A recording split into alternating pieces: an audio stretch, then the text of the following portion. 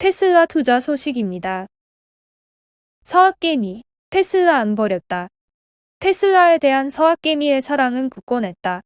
가상화폐에 대한 일론 머스크의 오락가락 발언에 등을 돌렸던 투자자들이 기원하면서 테슬라는 8개월 연속 순매수 1위를 유지했다. 크게 떨어진 주가의 저가 매수를 노린 투자자의 유입이 늘어난 것으로 분석된다. 31일 한국외탁결제원 세이브로에 따르면 이달 국내 투자자들의 순매수 1위 주식은 미국 전기차 업체인 테슬라로 총 985억 원어치를 순매수했다. 한 달 동안 테슬라 주식을 1조 1,756억 원 규모로 가장 많이 팔아치웠지만 주식을 사들이려는 수요도 1조 2,750억 원에 달했다. 테슬라의 최고 경영자인 일론 머스크가 가상화폐에 대한 기행을 부리면서 지난해 10월부터 이어져 온 순매수 1위 기록이 깨지는 듯했지만 저가의 주식을 매입하려는 투자자가 유입되면서 기록이 유지됐다. 이달 560달러대까지 떨어졌던 테슬라 주가도 현재 620달러대로 반등했다. 시장에선 테슬라의 핵심 경쟁력을 봤을 때 저가 매수가 유효하다고 내다봤다. 올 초 900달러대를 넘봤던 때를 생각하면 현 주가는 약 30% 떨어진 상태다. 박연주 미래에셋증권 연구원은 자율주행의 핵심은 도로 주행 데이터와 이를 효과적으로 처리할 알고리즘, 반도체 설계 능력, 운영체제 등인데 테슬라는 경쟁 업체와 상당한 격차를 확보해 주가는 850달러 수준까지 상승할 수 있을 것이라고 설명했다. 테슬라 외에도 국내 투자자들은 미국 성장 주식에 주목하고 있다. 순매수 상위 종목을 보면 아마존, 나스닥 100지수 수익률의 3배를 추종하는 프로세어스 울트라프로 QQQ, 필라델피아 반도체 지수 수익률의 3배를 추종하는 소스크 등 성장주에 투자하는 종목들로 채워져 있었다. 이달 들어 성장주가 미국 연방준비제도가 조기 테이퍼링에 들어갈 수 있다는 우려를 반영해 하락세를 보이자 쌀 때 사두려는 수요가 반영된 것이다. 전문가들은 성장주 투자가 나쁘지만은 않은 전략이라고 말한다. 하반기까지는 주요국들이 완화적인 통화정책과 재정정책을 내세울 수밖에 없다는 판단에서다. 문남중 대신증권 연구원은 하반기로 갈수록 전년 대비 물가 인상 압력은 낮아질 수밖에 없다며 코로나19 상황이 지속되는 한 일시적으로 변동성이 확대되는 구간은 성장주의 비중 확대 기회로 활용해야 할 것이라고 설명했다.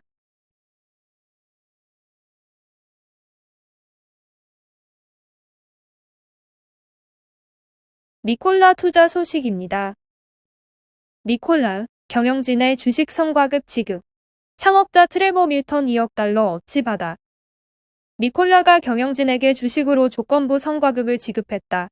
다만 지난해 적자 폭이 전년 대비 약 2배 확대된 가운데 때이른 성과급 파티를 벌여 논란이 일고 있다. 31일 미국 증권거래위원회에 제출된 니콜라의 연내 실적 보고서에 따르면 회사는 지난해 경영진의 미래 성과에 대한 인센티브로 약 5억 6,700만 달러 규모의 주식을 부여했다. 마크 러셀 최고 경영자와 지금은 회사를 떠난 트레버 밀턴 창업자가 각각 1억 9,900만 달러 가치의 주식을 받았다. 이 밖에 킴 브래디 최고 재무 책임자 8,480만 달러, 파블로 코지너 에너지 상업부문 사장 3,147만 달러, 브리튼 워튼 최고 법률 책임자 7억 9,470만 달러, 조셉 파이크 최고인사 책임자 5,299만 달러 규모의 주식을 받았다. 니콜라는 주요 경영진의 성과급 책정 방식으로 양도 제한 조건부 주식 제도를 도입했다. 르수는 특정 기간에 회사가 내건 목표를 직원이 달성할 경우 무상으로 주식을 지급하는 성과 보상 체계다. 많은 미국 기업들이 해당 제도를 활용해 임원들의 성과급을 산정하고 있다. 니콜라가 적용한 르수 기준은 2023년 여름까지 주가 25달러 초과, 40달러 초과, 55달러 초과 등 3단계로 나눠져 있다. 코지너 사장을 제외한 경영진에 대한 르수는 지난해 6월 3일 지급됐다. 차량 에너지 투자 분야 기업 인수 목적 회사 벡터IQ와의 합병을 통한 우회 상장 직후 주가가 치솟았던 때다. 당시 니콜라의 주가는 공모가 대비 5배 가깝게 뛴 93.99달러까지 올랐다. 이후 주가가 급락해 현재 니콜라의 주가는 14.96달러다. 니콜라는 목표를 달성하기까지 수년이 걸릴 미래의 성과에 대한 인센티브로 설계됐다며 경영진이 우리의 장기적인 잠재력을 믿고 우리 경영진의 이익을 주주의 이익과 일치시킨다는 것을 보여준다고 설명했다. 일각에서는 니콜라가 합병 직후 축배를 너무 빨리 들었다고 지적하고 있다. 니콜라는 작년 순손실 3억 5,770만 달러를 기록했다. 전년 1억 9,900만 달러 대비 손실이 2배가량 늘어났다. 매출은 2019년 48만 2천 달러에서 9만 5천 달러로 급감했다.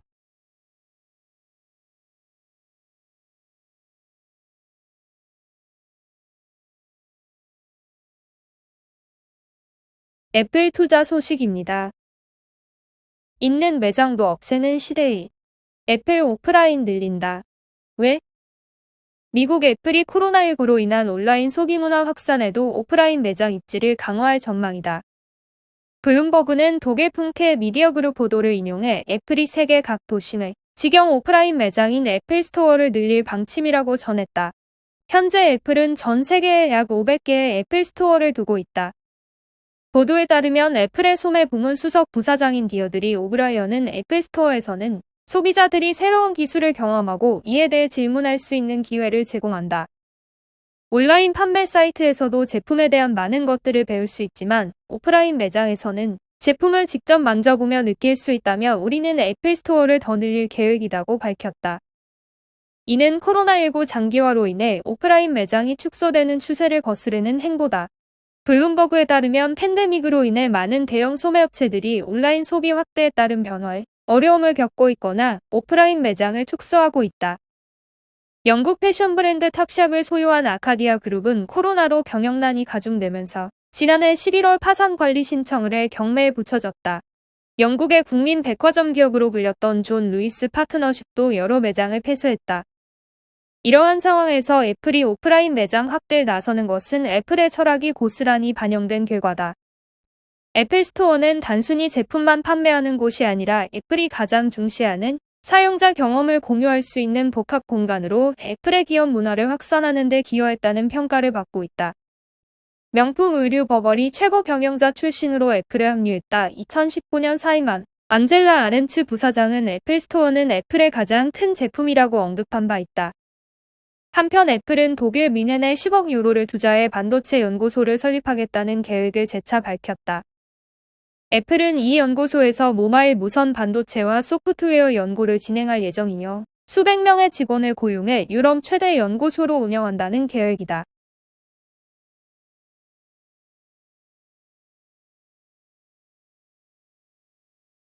TSMC 투자 소식입니다.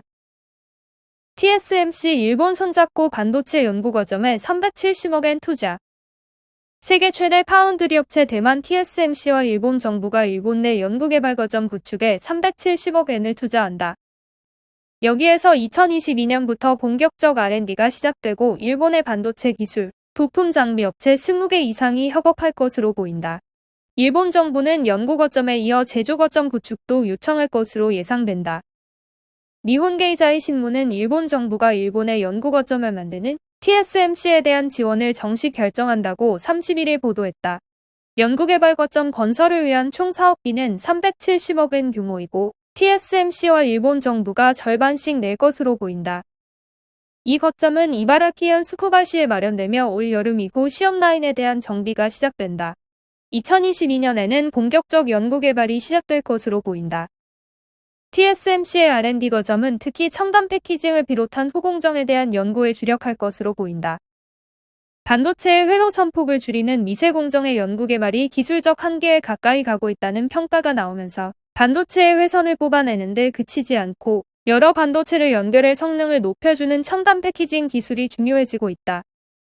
TSMC의 연구 개발에는 패키징 기술력이 뛰어난 이비덴을 비롯해 미세 배선 재료 업체 아사히 카세이, 장비업체 시바우라 메카트로닉스 등 20개 이상의 일본 업체들이 힘을 보탤 것으로 보인다. 일본 경제산업성은 자국의 반도체 산업 쇠퇴의 위기감을 느끼고 파운드리 산업을 이끌고 있는 TSMC의 유치에 나서왔다. 특히 TSMC의 기술력이 뛰어나 협력을 통해 성과를 거둘 수 있다는 게 일본 시각이다. 이에 따라 차세대 반도체 산업을 위한 기금 등에서 지원에 나설 것으로 보인다. 향후 TSMC의 연구 거점에 이어 제조 거점의 구축도 요청할 것이라는 게 니케이의 분석이다. 시장 조사 업체 트렌드포스에 따르면 작년 세계 파운드리 시장에서 TSMC는 54%의 점유율로 2위를 기록했고 삼성전자는 2위였다.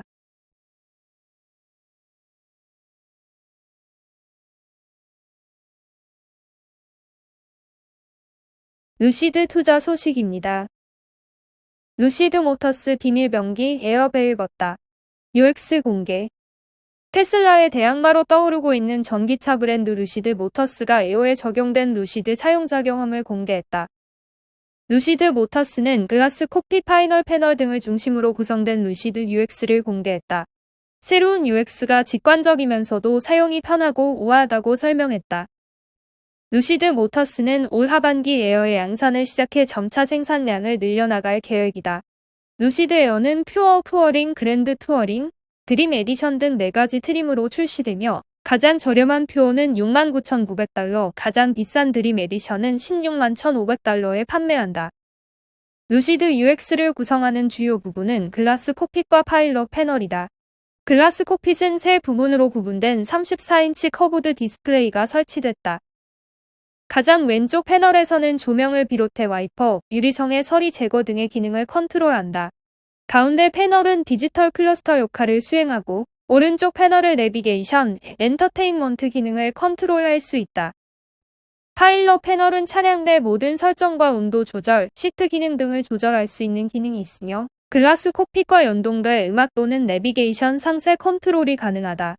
사용하지 않을 경우에는 별도 공간에 보관할 수 있으며 파이널 패널이디 수납 공간을 사용할 수 있다. 루시드 모터스는 또한 돌비 애트모스를 적용한 21개의 스피커를 통해 사운드 경험을 극대화할 뿐 아니라 탑승자들에 대한 음향 경고 체계도 강화했다. 또한 루시드 에어에는 아마존의 AI 알렉사가 통합돼 음성으로도 차량 내 공조장치 등을 컨트롤할 수 있으며 무선 업데이트를 통해 소프트웨어를 항상 최신 버전으로 유지할 수 있게 했다. 루시드 모터스 관계자는 우리의 기본 전략은 사용하기 쉬우면서도 미적으로 아름다운 혁신적인 인터페이스를 만드는 것이라며 루시드 UX는 기존 물리적 인터페이스의 특정 부분을 유지하면서 고도로 진보된 인체공학적인 디지털 폼 팩터를 결합해 모든 차량 시스템에 직관적으로 접근할 수 있도록 했다고 말했다.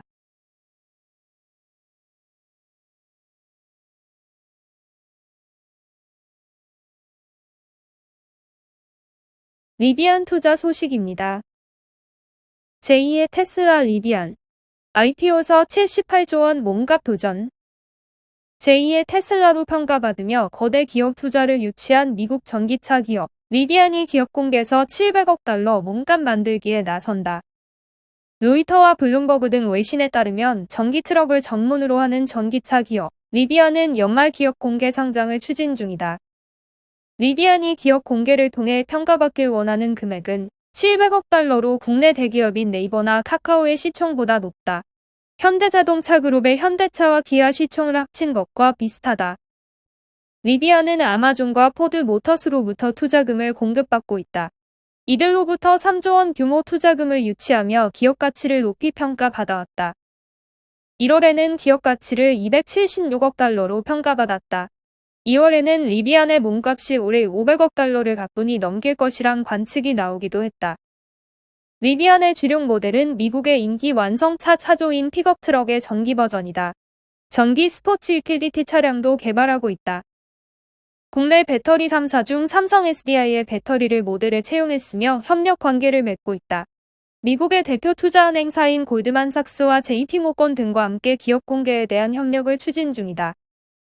로이터와 블룸버그에 따르면 리비안은 기업 공개 관련 내용에 대해 자세한 확답을 거부했다. 상장 협력사인 골드만삭스와 JP모건도 마찬가지다.